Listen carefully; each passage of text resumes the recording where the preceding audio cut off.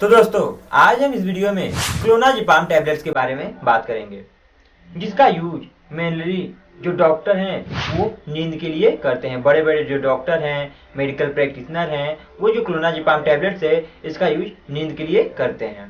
तो जानेंगे आज हम कि क्या ये नींद की दवा है और ये केवल नींद के लिए ही दवा दी जाती है या इसका यूज और जो डिजीज हैं उनमें भी किया जाता है।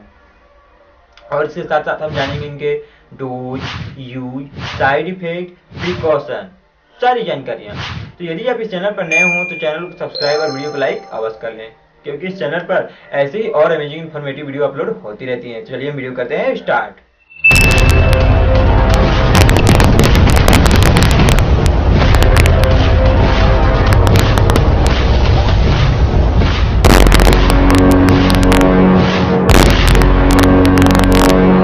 तो दोस्तों, यदि हम बात कर लें तो जो हमारा क्लोनाजिपाम टैबलेट्स है वो शेड्यूल एच के अंतर्गत आने वाली दवा है, यानी कि ये जो दवा है विदाउट प्रिस्क्रिप्शन किसी भी व्यक्ति को नहीं दी जा सकती।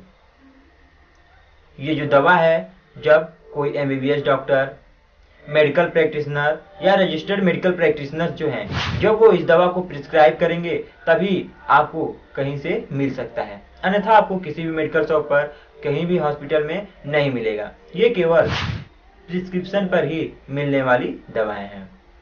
अब आगे हम कुछ इनके जनरल इन्फॉर्मेशन के बारे में बात कर लें तो जो हमारा क्लोनाजिपाम टैबलेट्स है वो बेंजोडाइजेपाइन कैटेगरी के ड्रग से बिलोंग करता है, यानी कि ये जो हमारा क्लोनाजिपाम टैबलेट्स है वो बेंजोडाइजेपाइन कैटेगरी के ड्रग से बिलोंग करता है। अब हम इनके मेन यूज के बारे में बात कर ले अगर शॉर्ट में, तो जनरली इस ड्रग को एंटी एपिलेप्टिक और एंटी कॉलुसेंट के नाम से भी जाना जाता है, यानी एंटी एपिलेप्सी और एंटी कॉलुसेंट ड्रग्स के नाम से भी जाना जाता है। और अगर हम बात करें कि वर्क कैसे करते हैं, तो जनरली ये क्या करते हैं, ब्रेन को शांत करने का काम करते हैं।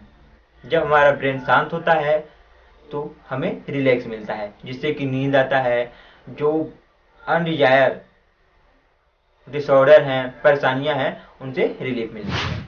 तो अब आगे हम इनके कुछ पॉपुलर ब्रांड नेम के बारे में बात कर लेते हैं कि मार्केट में कौन कौन से पॉपुलर ब्रांड नेम अवेलेबल हैं।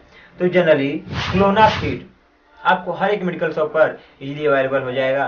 क्लोनाफिट 0.25 और 0.5 करके मार्केट में अवेलेबल होता है। इसके साथ साथ एकोज, क्लोनासील, क्लोरेस्ट, ये कुछ पॉपुलर ब्रांड नेम हैं जो कि हर एक मेडिकल शॉप पर अवेलेबल होती हैं। तो चलिए हम उनके बारे में जान लेते हैं, कौन कौन से परेशानियां हैं, कौन कौन से डिसऑर्डर हैं जिनमें इनका यूज किया जाता है। तो यदि किसी व्यक्ति को, कोई व्यक्ति है जो डिप्रेशन में है, डिप्रेशन में इसका यूज किया जाता है।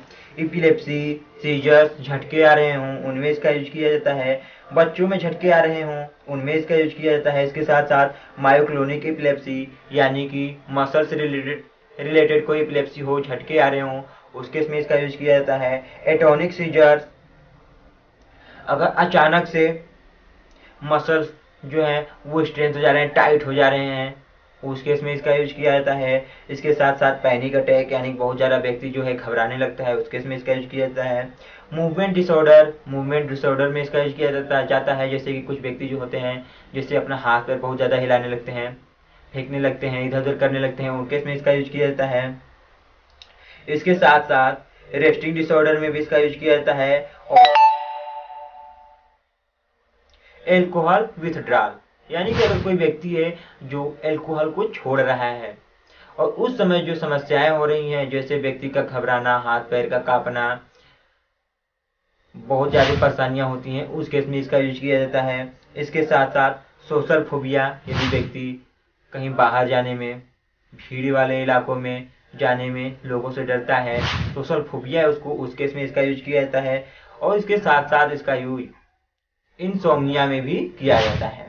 इंसोम्निया मतलब नींद जिस व्यक्ति को नहीं आता है, उस दवा को लेने से व्यक्ति को नींद आने लगेगा, यानी कि नींद के लिए भी इसका यूज किया जाता है।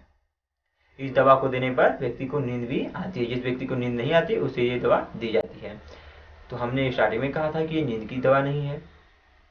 तो जनरली जैसा कि आपको पता है, ये बेंजोडाइजेपाइन कैटेगरी के ड्रग से बिलोंग करते हैं। और जो बेंजोडाइजेपाइन कैटेगरी में आने वाले ड्रग्स हैं वो सारे के सारे सेडेटिव कॉज करते हैं, यानी कि व्यक्ति को नींद जैसा लाते हैं। इसलिए इस दवा को लेने पर व्यक्ति को नींद आता है, नींद लगता है। अब हम आगे इनके एक्शन के बारे में बात कर लें कि कितने समय में अपना एक्शन दिखाने लगते हैं। तो जनरली विद इन 1 आवर, यानी 1 घंटे के अंदर अंदर ये जो अपना एक्शन है वो दिखाना शुरू कर देते हैं और लगभग 1 घंटे में अपना एक्शन अच्छे से दिखाते हैं।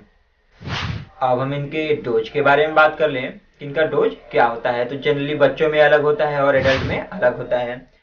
ये जो दवा है ये बच्चों में भी दी जा सकती है, लेकिन डॉक्टर अपने अकॉर्डिंग ही देते हैं, आप अपने से कभी भी कोई भी दवा ना लें। तो जनरली अगर बच्चों के बारे में बात कर ले तो 0.01 से 0.03 mg पर kg बॉडी वेट के अकॉर्डिंग दिया जा सकता है बच्चों में।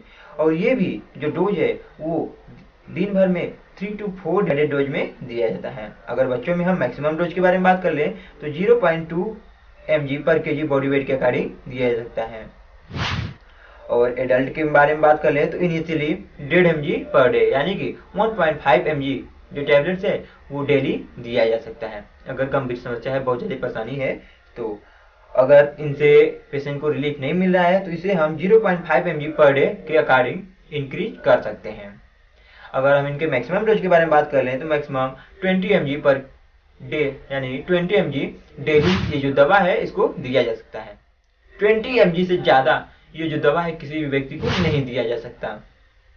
और जो 20 mg में भी 20 mg भी अगर दे रहे हैं किसी व्यक्ति को तो वो भी 4 to 8 डिवाइडेड डोज में दिया जाता है, यानी कि 4 से 8 डिवाइडेड डोज में ये जो दवा है वो दी जाती है। अब हम इनके कुछ साइड इफेक्ट के बारे में बात कर लेते हैं कि दवा को लेने पर क्या क्या साइड इफेक्ट हो सकते हैं। तो जनरली अगर कोई व्यक्ति है ये दवा ले रहा है तो उसे ड्राउजीनेस हो सकता है, यानी सुस्ती जैसा लग सकता है, फैटिग थकान जैसा लग सकता है, लेथार्जी यानी एनर्जी में कमी हो सकती है, एटेक्सिया हो सकता है, यानी जो मसल्स हैं मसल में कोऑर्डिनेशन हो सकता है। इसके साथ साथ डिप्रेसिव मूड हो सकता है, जो मूड है वो डिप्रेसिव रहेगा। इसके साथ साथ हो सकता है नोजिया, वोमिटिंग हो सकता है, भूख प्यास भी नहीं लगेगा इस केस में। अगर ये साइड इफेक्ट अपना दिखाता है तो किसी किसी व्यक्ति को एनोरेक्सिया एंड डिस्लेक्सिया हो सकता है, यानी कि भूख प्यास की कमी हो सकती है। मसल्स वीकनेस, यानी कि आपके हाथ पैर में यानी जो मसल्स है उनमें वीकनेस कमजोरी जैसा लगेगा। डिजीनेस, वर्टिगो यानी कपकपी जैसी लगेगी, चक्कर आएगा, ये सारी कंडीशन हो सकते हैं। तो ये सारे कंडीशन है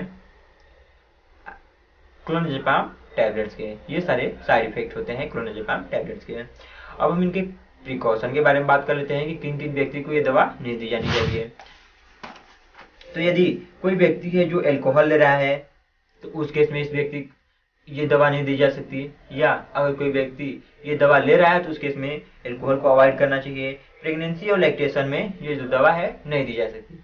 अगर ज़्यादा कर दिक्कत होता है तो डॉक्टर अपने अकॉर्डिंग, पेशेंट के कंडीशन के अकॉर्डिंग, देख रेख के अकॉर्डिंग ये जो दवा है प्रेगनेंसी और लैक्टेशन में भी दे सकते हैं, लेकिन जनरली नहीं दिया जाता है।